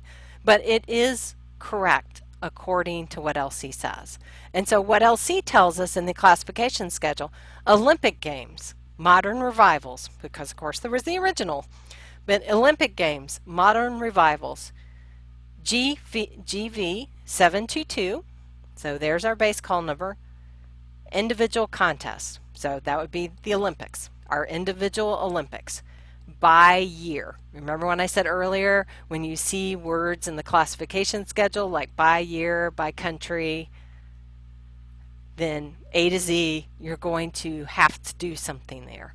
So it's not going to tell you every single year listed, because LC's not projecting out the Olympics for years and years and years, right? It doesn't get updated every time we have an Olympics. By year is the information you need to make sure that you're putting that in the right place. And that means that all Olympics would sit under GV 722 by year, and then they're going to be subarranged. Because by events, we want those things to sit together first as, by the particular event, and then we're going to organize within. So, conferences. Again, you may have a lot of these, you may have none of these. Conferences are another area that can get a little tricky for copy cataloging. Basically, what you're looking for is you're going to look for this 111 field. That is main entry for a conference proceeding, and then you're going to look at the date of the conference. So whatever the date is that's put into that 111 field is what goes into your 050 for the date. So for conferences, provided there's this 111 field, so provided there's an authority record for the conference, that's what those two things kind of relate to, provided there's an authority record for that conference, then your date of publication will be the conference date. And that's just the rule for conference. I mean, there's there's really no other way to explain it. So you see down here, if we look 264, we have what is the date of publication. This was published in 2019. And if you go up to the top and you scroll up to the top for the date of publication, in the fixed field, it's going to say 2019. So this was published in 2019, yet we are going to take the date of the conference itself for this work that was published during the conference. And that is dependent upon whether or not that 111 exists. So if the 111 exists, you're going to take the date from that 111, and that is going to be the date in your conference. Now you can, if you collect a lot of conference papers and you collect conference papers of some of these big conferences, you may very well have a 2017 B, C, D, E, F, G, on and on. Because if they just are very prolific and it's one of these giant conferences where all these scientific papers come out of it, then they're more likely to publish them all in 1 year, and you're just going to get a bunch of them that you have to separate in that way. Military regiments are one of my favorites because I worked at a military college for a while. Military regiments. Again, you're going to follow what LC tells you to do in the classification table. For copy catalogers, if you see this weird like 9th or 10th in there, that's fine. If you go down and you look, if you see this 10th or 9th or whatever number it may be, sometimes it'll even say like reg, like REG. But if you go down to the you probably should see somewhere on your record a 610 field. If you go down there, you'll see something, and it'll tell you, you'll get the clue then what that number is about. So this is the Minnesota Infantry Regiment 10th, and you see there's the 10th in our call number. So for military regiments, they are organized. The class is first by United States Army, then by regiment, and then we cut her by that main entry. Serials.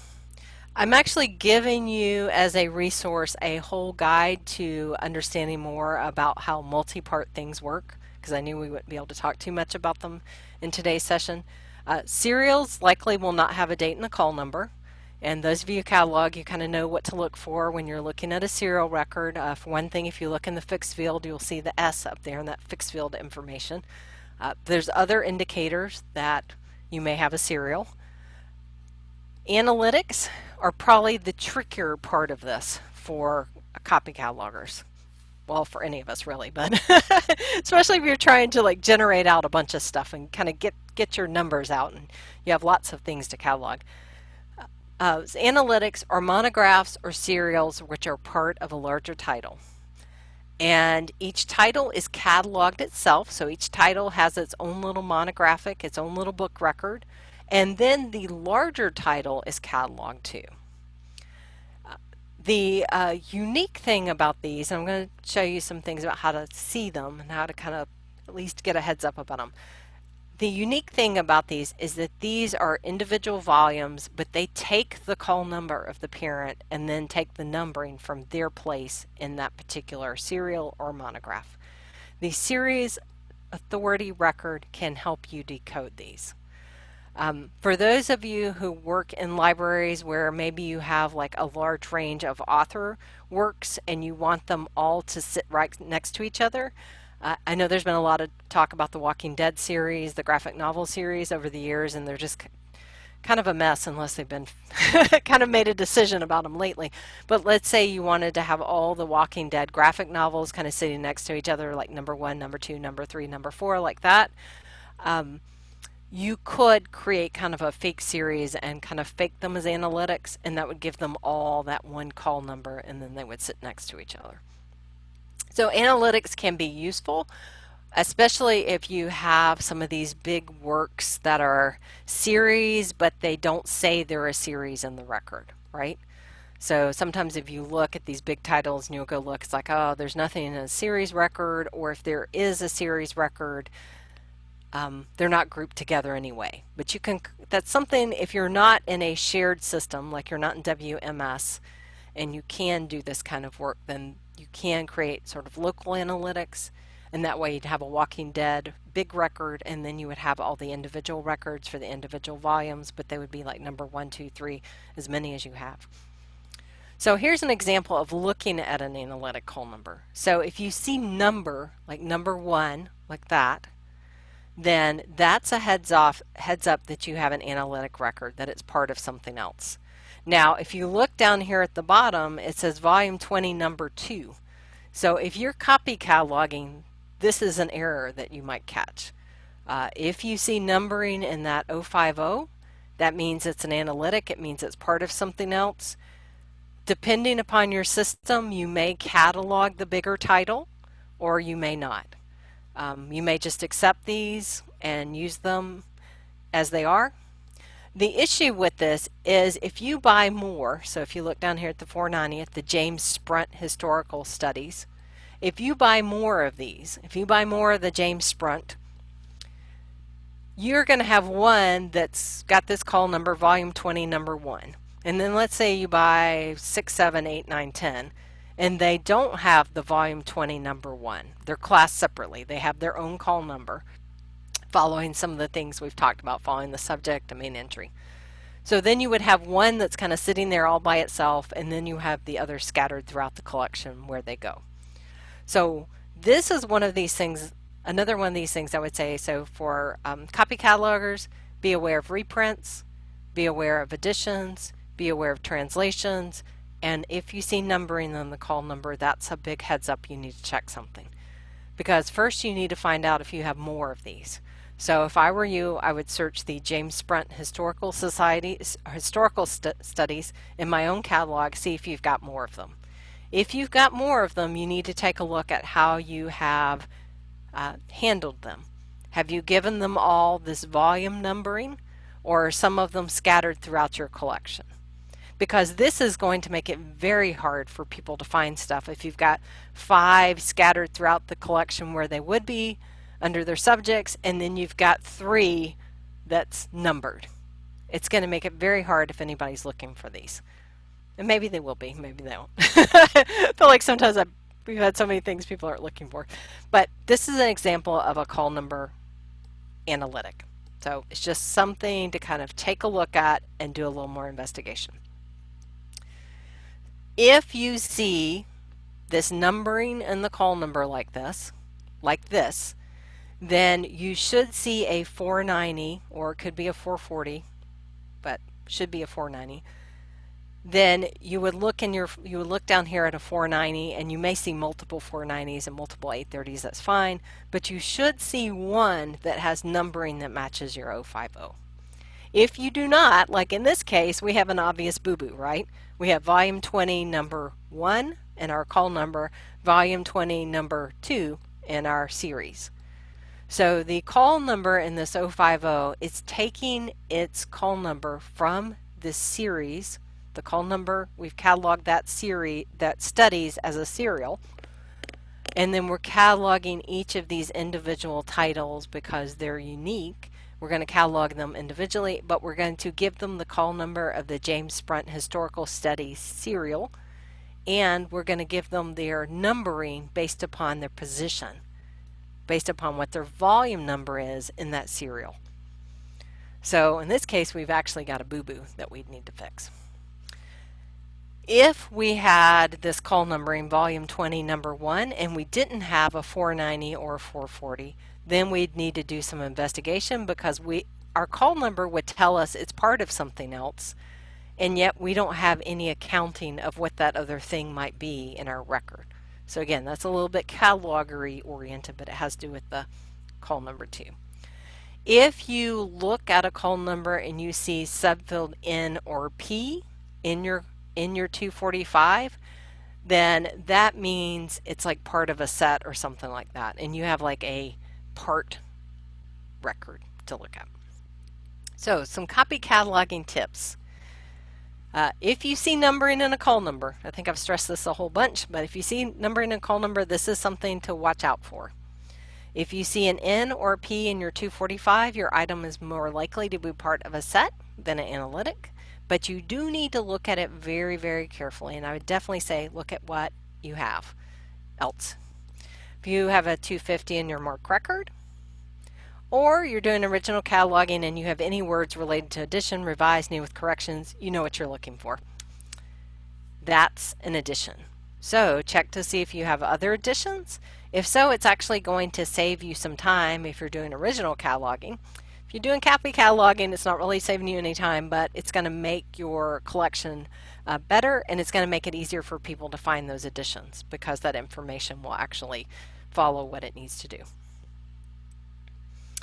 If you have an election or Olympics materials, because those things are coming up, the date of the event will appear in the call number. That's okay. Ditto with regiments. If you see regiment numbers in your call number. Election material, if it's about the election as a whole, you know, this is a book about you know, the presidential election in 2016. That's what the book's about. It doesn't have any other information. The subjects are it's just all about that 2016 election. Then you may not see any cutter. It just may be a very skeletal looking record. That's okay. So the more general it is, sometimes the less you will see in terms of a call number. If you see translations, and you know what to look for now, a 240, your item is a translation, you should cutter for the language. So that's, again, trying to give you some practical copy cataloger tips. As you can see here, you're probably not, as a day-to-day copy cataloger, unless you really have a specific collection where you're going to get deep into some of these kinds of example, you're probably not going to encounter these situations a lot. So these are just kind of things to be aware of when you're copy cataloging. For most people copy cataloging, thinking about sort of all the different kinds of material we catalog, you're probably not going to encounter these things a lot. Additions would probably be the thing you're going to encounter the most, I would say, of any of these. If you are a library that collects heavily in sports or politics, then certainly you're going to be encountering elections in the Olympics. Maybe both together. Translations, again, you may not encounter a whole lot of these. They may be something that just comes up every once in a while. I know sometimes when I've cataloged in libraries, like, maybe every couple of months I'd have something that was a translation, not very often, but just to know to keep an eye out for these. Reprints, we'll use that A appended to the date of the original resource, and we've talked about those a lot. Again, you may never see reprints in your library. I worked in a large academic library and saw a lot of them because we had a lot of older material that we were getting scanned and then reprinting if it were out of copyright.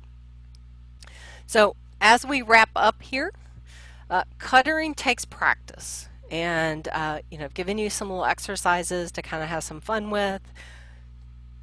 My biggest advice to you is don't get overwhelmed when you're copy cataloging. Think of just kind of, maybe make yourself, or you can use these slides, or, make a little cheat sheet yourself, or whatever it is, the kind of material that you see come into your libraries that, or maybe if you're in a larger department or group, maybe you all talk about it together to figure out like, what kind of material do which of these situations would we be most likely to see coming through this library, because those things may be the ones that you would need to take a look at. We're a large academic library. We know we're going to get a lot of stuff about the elections in probably now, but probably even in the next year or two as people write books. And so, we want to look at that election. We may need to look at those election cutters a little closer, or maybe we want to look at those materials a little bit closer when they come in.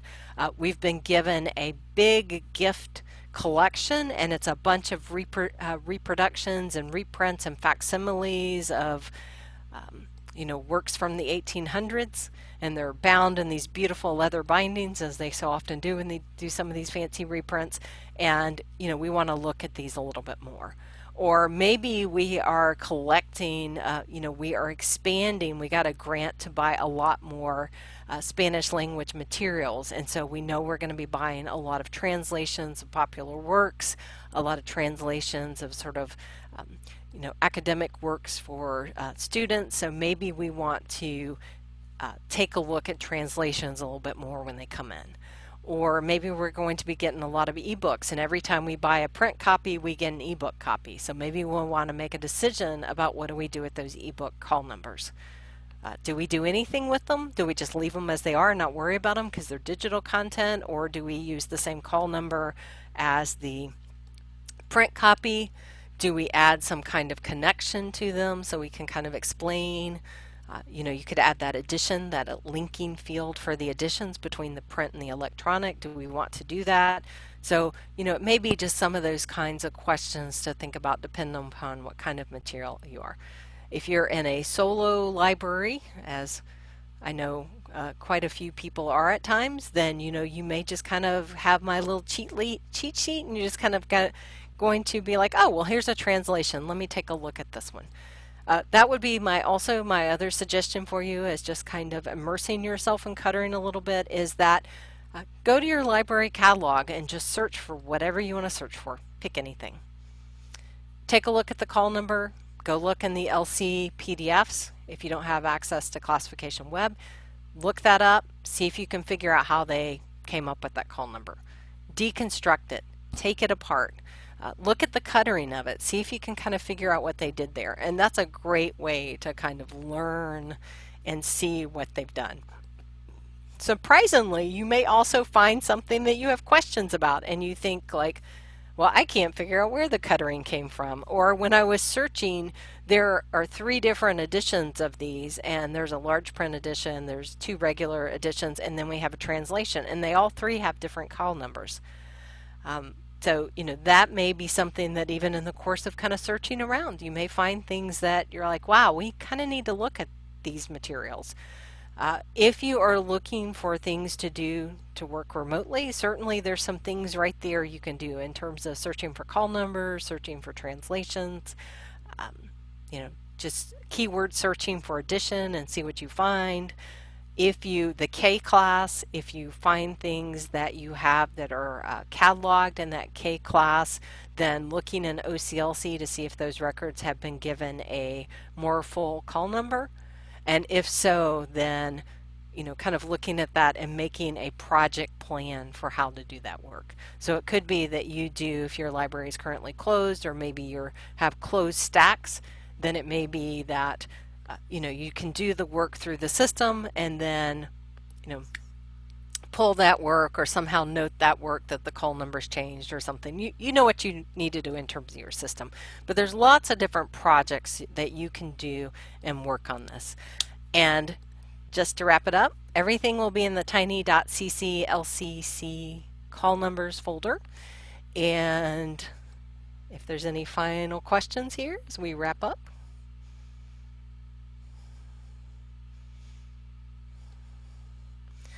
My question, what resources are available to help me build a call number for a CIP record that sometimes has a Dewey number?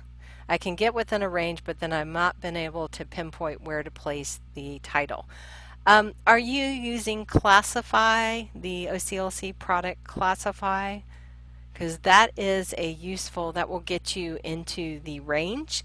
And then once you get into, it sounds like you can get into the range, but it can get you a little more granular sometimes with Classify, because with Classify you can see, Classify is free. So OCLC Classify is a free tool, and it's called Classify. If you just search for Classify, you'll find it. There's no charge to use Classify.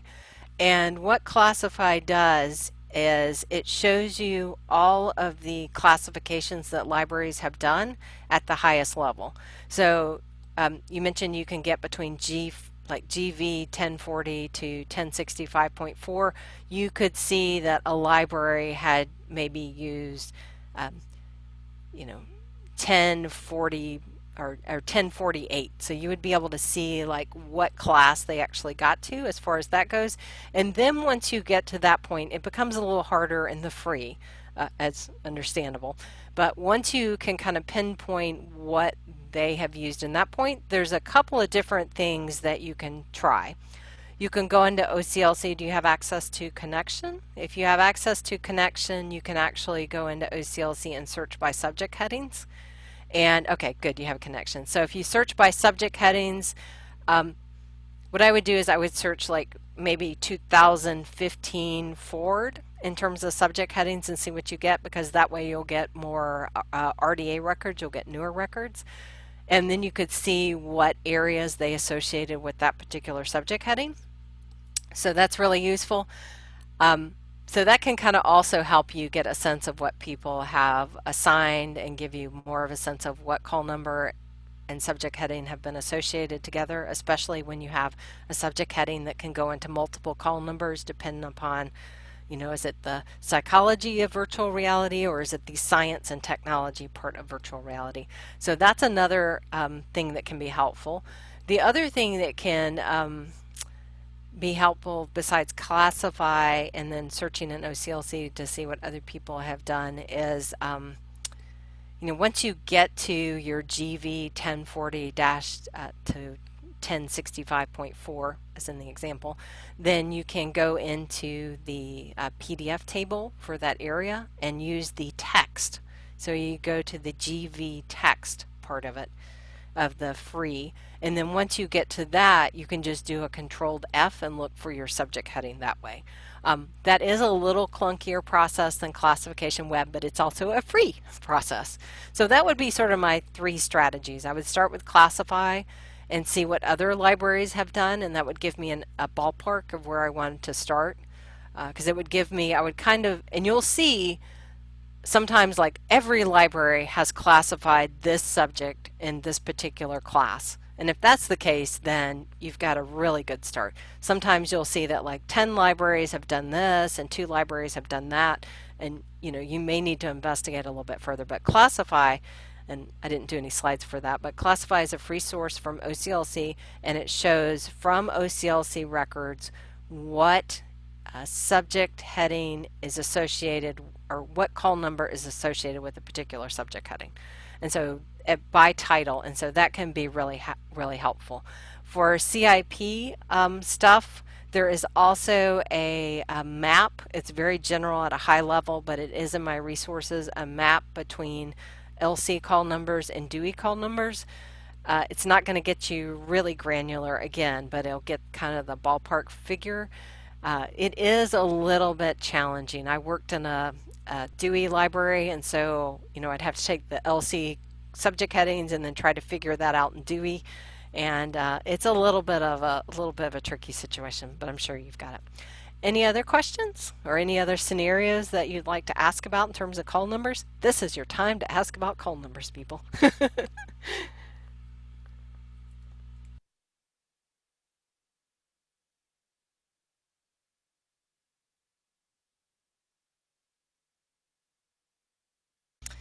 Well, on that note, I'm going to wrap it up, I think, and let Vicki wrap it up.